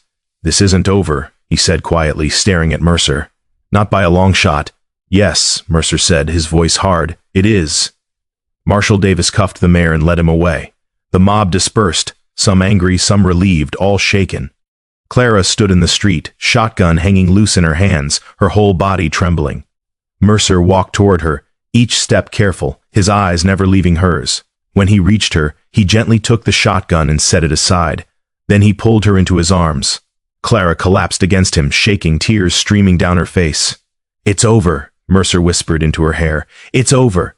Clara clung to him, feeling his heartbeat against her cheek, solid and real. "We did it," she breathed. "You did it," Mercer corrected. "If you hadn't stepped into that street..." Clara pulled back just enough to look up at him. "If I hadn't," she said, "it's because I learned from you. That sometimes Doing what's right means standing in the fire. Mercer's eyes softened. His hand came up to cup her face, his thumb brushing away her tears. "Clara," he whispered, and then he kissed her. It was soft, gentle, filled with everything they'd survived and everything they still hoped for. When they pulled apart, the street was empty except for stars and silence. "Come on," Mercer said quietly, taking her hand. "Let's go home." And together they walked through Red Hollow as dawn began to break on the horizon. The town was wounded, broken in places, but finally it had a chance to heal. Spring arrived like a promise kept. It came slowly at first, tentative, as if testing whether Red Hollow deserved another season of hope. The snows melted from the high ridges, filling the creeks with cold, clear water that sang over stones. Wildflowers appeared overnight in the meadows, painting the valley in shades of yellow and purple and white. The cottonwoods budded, their branches no longer skeletal against the sky but soft with new green, and the air smelled different, clean, fresh, like the earth itself had decided to start over. Clara stood in the doorway of her shop, her new shop, rebuilt from ash and stubbornness, and breathed it in. The morning sun warmed her face, and somewhere in the distance, a meadowlark sang its complicated joy. Behind her, inside the shop, bolts of fabric lined the walls in colors she'd never dared stock before. Bright blues, deep crimsons, sunny yellows that seemed to hold light even in shadow. Her new sewing machine, paid for with money the town had collected, an apology in coins and bills, sat gleaming on the workbench. 3 wedding dresses hung on forms near the window, their lace catching the light. 3. 6 months ago, Clara couldn't have imagined one. Now women came to her not out of obligation, but because they wanted to. Because they trusted her hands to make something beautiful for the most important day of their lives. Red Hollow was learning to hope again, and so was she. "You're up early." Clara turned to find Elias. She couldn't think of him as Mercer anymore, not after everything. Standing, behind her, 2 cups of coffee in his hands. He'd healed well over the winter months. The burns had faded to pale scars that traced his arms like maps of survival. The limp from his broken ribs was almost gone now, appearing only when he was tired or when the weather turned cold. But the shadows in his eyes had lifted, not entirely. Clara suspected they never would, not completely, but they were lighter now. Softer. He looked like a man who'd made peace with his ghosts, even if he still carried them. "Couldn't sleep," Clara said, accepting the coffee. "Too much to do today." Elias smiled, a real smile, the kind that reached his eyes and made him look younger. "Mrs. Patterson's dress?" he asked. Clara nodded. "Final fitting this afternoon. And then Emma Holloway's birthday dress. And the alterations for—" "Clara," Elias interrupted gently. "Breathe." She laughed, the sound light and genuine. I know. It's good to be busy again. Good to feel useful." "You've always been useful," Elias said quietly. "Even when you had nothing." Clara's throat tightened. She looked up at him, at the sincerity in his face, and felt that familiar flutter in her chest, the one that had been growing steadily since the night they'd faced down the mob together. "Thank you," she said softly. Elias reached out and tucked a loose strand of hair behind her ear, his fingers lingering against her cheek. "For what?" "For reminding me," Clara said. "When I forget." They stood there in the doorway, the morning sun warming them both, coffee steaming in their hands. It was a small moment. Quiet. Unremarkable to anyone passing by, but to Clara, it felt like everything. The town had changed, not overnight, not completely, but slowly like a body learning to walk again after a long illness. Mayor Cunningham was gone, convicted on multiple charges and sent to the territorial prison to serve 10 years. His property had been seized, his accounts frozen. The money recovered had been used to repair the mill, to compensate the families of the dead and injured, to rebuild what corruption had destroyed. A new mayor had been elected. Benjamin Holloway, Mr. Holloway, who'd spoken up that night in the street. He was a quiet man, steady and honest, the kind who'd rather fix a problem than talk about it. He'd already implemented new safety regulations for the mill, hired independent auditors to review the town's finances, and started a fund for widows and orphans. Red Hollow was learning what good governance looked like. The church had a new pastor, too. Pastor Grimm had left quietly one Sunday, his belongings packed, his sermons silenced. Some said he'd been asked to leave, others said he'd left on his own, unable to face the congregation, after his role in defending Cunningham became known. Either way, he was gone. The new pastor was a woman, Pastor Ruth, who'd come from the East with worn Bibles and kind eyes, and a belief that faith should comfort, not condemn. Her sermons were about grace and second chances, about the hard work of forgiveness. People were learning to listen, and the children, the children, they played in the streets again without fear, laughed without looking over their shoulders. The school had reopened with a new teacher, and enrollment had doubled as families who'd fled Red Hollow during the dark years began to return. Emma Holloway still brought Clara flowers every week, and sometimes, when Clara sat on her porch in the evenings, she'd look out and see children playing in the yard, building forts, chasing each other, their voices bright with joy. It made her chest ache in the best way. Elias spent his days being the sheriff Red Hollow needed. He'd hired 2 deputies, young men from neighboring towns who wanted to learn law enforcement the right way. He trained them patiently, teaching them that a badge wasn't about power but about service, about protecting the vulnerable and holding the powerful accountable. He walked the streets every morning, greeting shopkeepers by name, checking on families, making sure everyone knew his door was always open. And people responded, at first with caution, then with respect, and finally with something close to affection. The man who'd arrived half dead and reeking of whiskey had become someone they could trust, someone they could believe in. Clara watched it happen with a mixture of pride and wonder. This was who he'd always been beneath the guilt and the drinking and the shame. This was the man he'd fought so hard to become again, and she loved him for it. She'd known for months now, had felt it growing like spring itself, slow, inevitable, undeniable. But she hadn't said the words, neither had he. They'd built something fragile and precious between them, something that felt too important to rush, so they took their time. Shared coffee in the mornings, walked together in the evenings, sat on the porch and talked about everything and nothing. And slowly the space between them grew smaller. One evening in late April, as the sun painted the valley gold and the air hummed with crickets, Elias came to Clara's shop carrying something wrapped in cloth. Clara looked up from the dress she was hemming, surprised. "What's that?" Elias set it on the workbench, suddenly looking uncertain, an expression she rarely saw in him anymore. "Open it," he said. Clara set aside her needle and carefully unwrapped the cloth. Inside was wood, smooth, polished, carved with intricate detail. A sign. Clara's hands trembled as she lifted it. The words were burned into the wood in elegant script. Clara's fine tailoring and dress shop. Below, in smaller letters, where hope wears beautiful things. Clara's eyes burned with tears. "Elias," she whispered, "I know you've been talking about a proper sign," he said quickly, the words tumbling out. "Something more professional than the painted board you've been using. And I thought, well, I'm not much of a woodworker, but I tried. If you don't like it, I can—" Clara kissed him. She set down the sign, crossed the space between them in 3 steps, and kissed him with everything she'd been holding back for months. Elias made a sound of surprise. Then his arms came around her, pulling her close. The kiss deepened, tender and desperate and full of everything they'd survived together. When they finally pulled apart, both breathing hard, Elias rested his forehead against hers. "I love you," he said, the words rough and honest. "I've loved you since you dragged me out of that storm. Maybe before. I don't know. But I know I don't want to spend another day without telling you." Clara's tears spilled over. "I love you too," she whispered.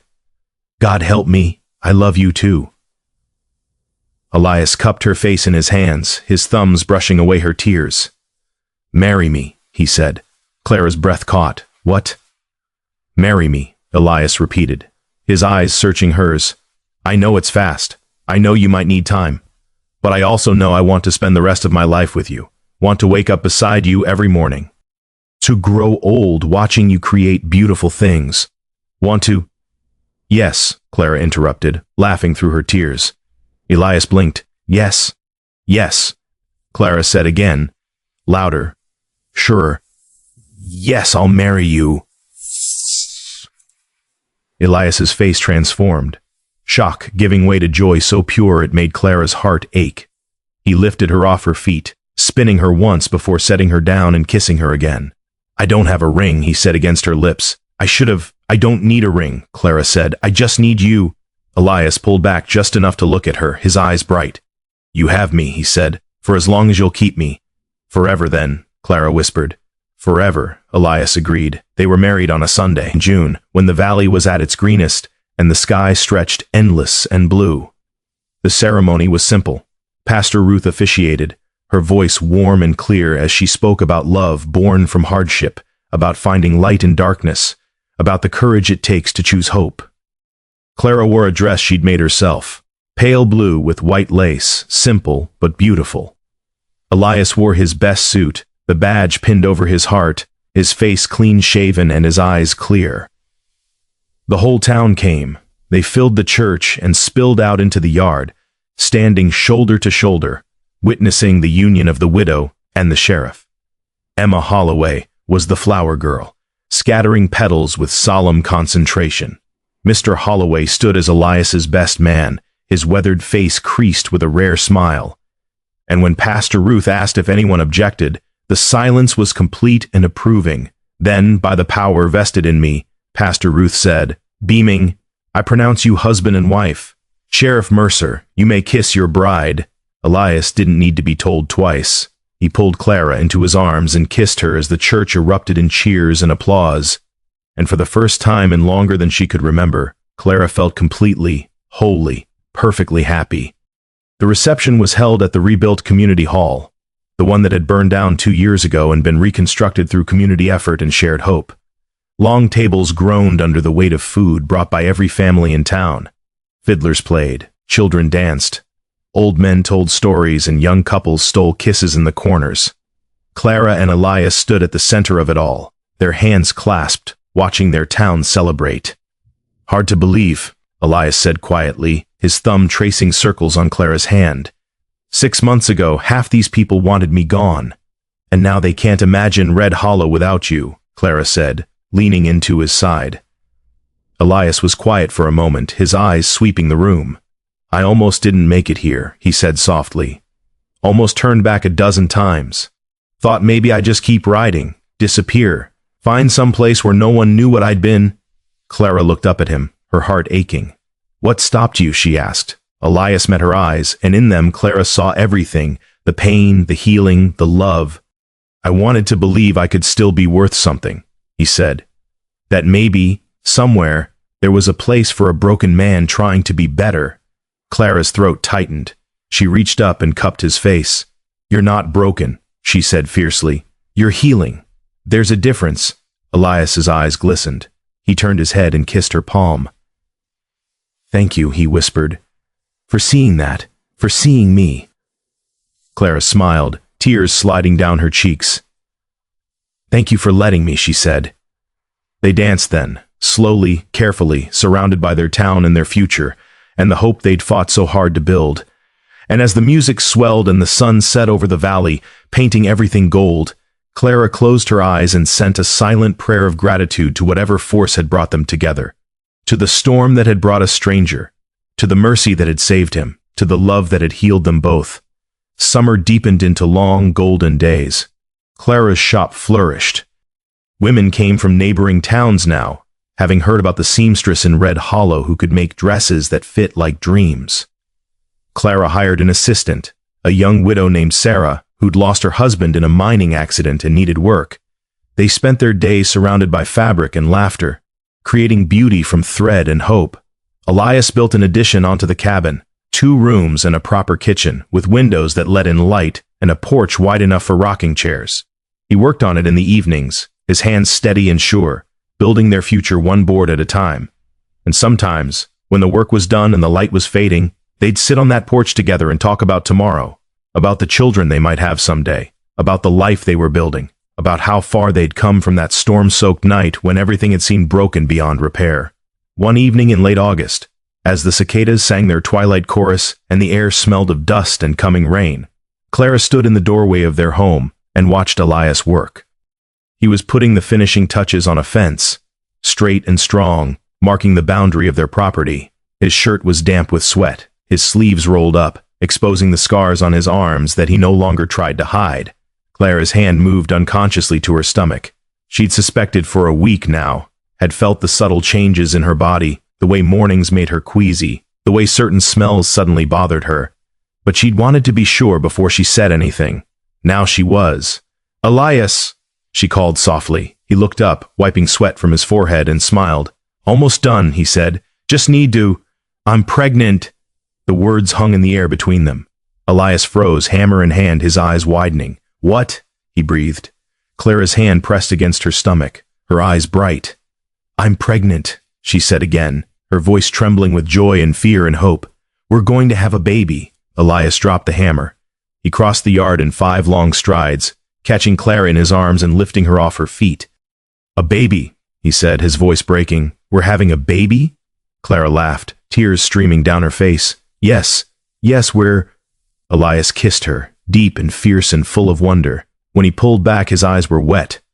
"I'm going to be a father," he whispered, like he couldn't quite believe it. Clara cupped his face, her thumbs brushing away his tears. "You're going to be a wonderful father," she said. "The best." Elias shook his head, overwhelmed. "I don't know how. I don't know if I—" "You'll learn," Clara said gently.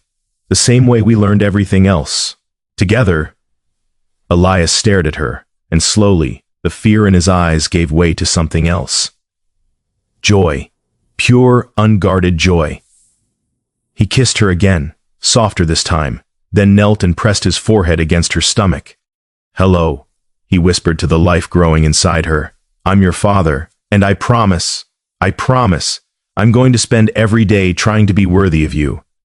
Clara's hand came to rest on his head, her fingers threading through his hair. "You already are," she whispered. They stayed like that as the sun set and the first stars appeared.